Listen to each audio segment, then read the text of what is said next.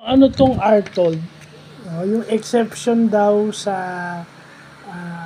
no ano to? Yung exception daw sa no demand no delay na provision ng Article 1169 ng Civil Code of the Philippines. So, dapat no, no demand no delay dapat. Pero exception itong R-told. Yung R, yung na-vlog na natin before, yung reciprocal obligation. So, no demand, no delay.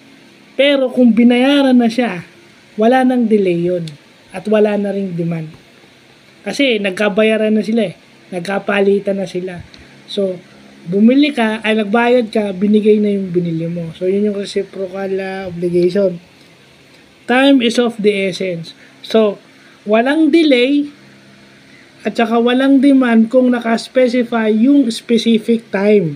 Kaya nga dapat doon sa specific time na yun, mag-deliver ka. Kasi time is of the essence. Okay.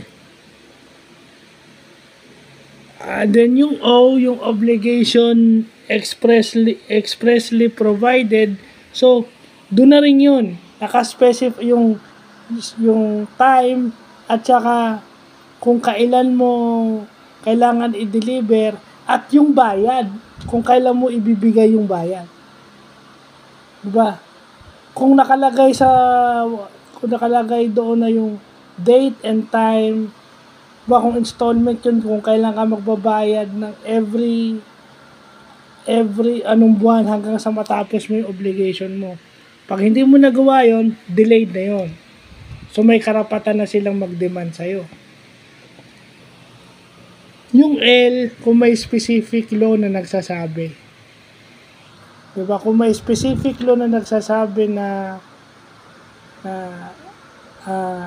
dapat ito, dapat ganyan. Kung may specific law, kahit na yung law tungkol doon, kung may batas na nagsasabi.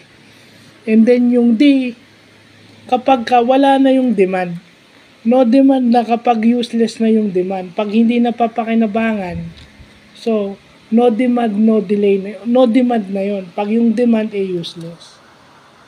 So, yun yung exception ng no demand, no delay. Exception meaning, hindi pumapasok doon yung no demand, no delay.